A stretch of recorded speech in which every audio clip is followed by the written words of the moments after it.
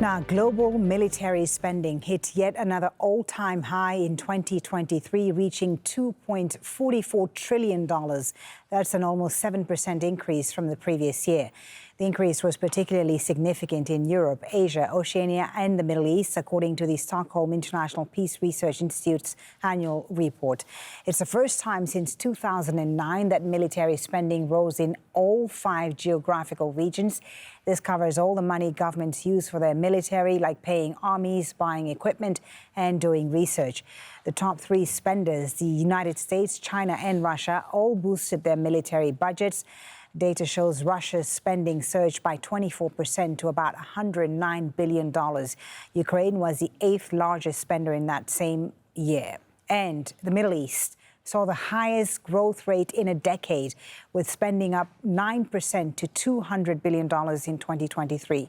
Israel's military expenditure, second only to Saudi Arabia in the region, surged by 24%, reaching $27.5 billion.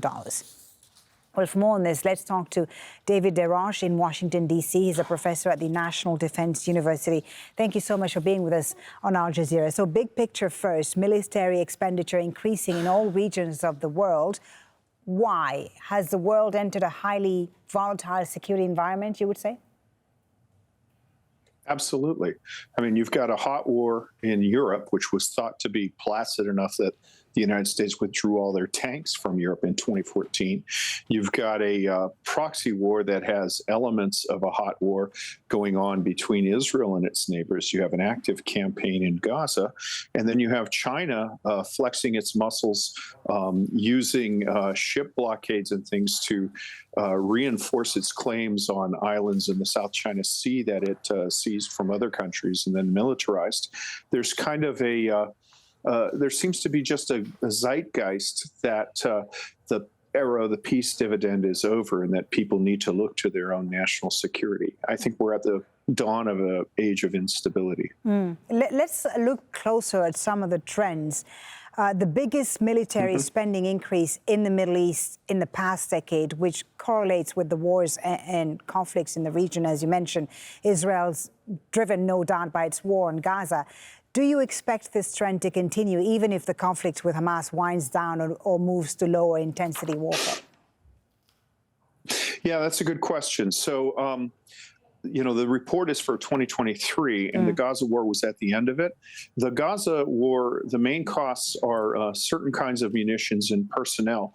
But I think that what is really driving the increase is that Israel is fielding a new stealth aircraft, the Joint Strike Fighter, which is extremely expensive, and is having to develop extensive missile defense and rocket defense systems. Those are extremely expensive, the systems themselves, and the missiles that they fire are also pretty expensive.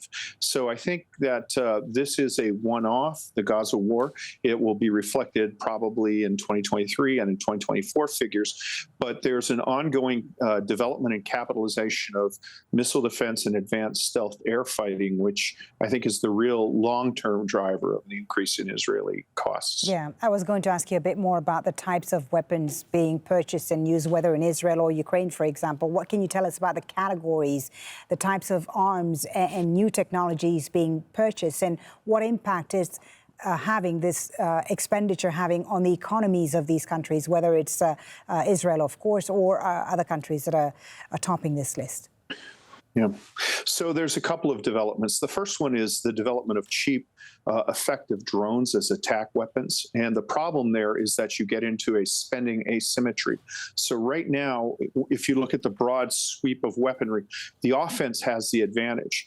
You can fire $110,000 drones, and it's very expensive to take those out. Usually an air defense missile costs, several millions dollars. So there's an economic imbalance there.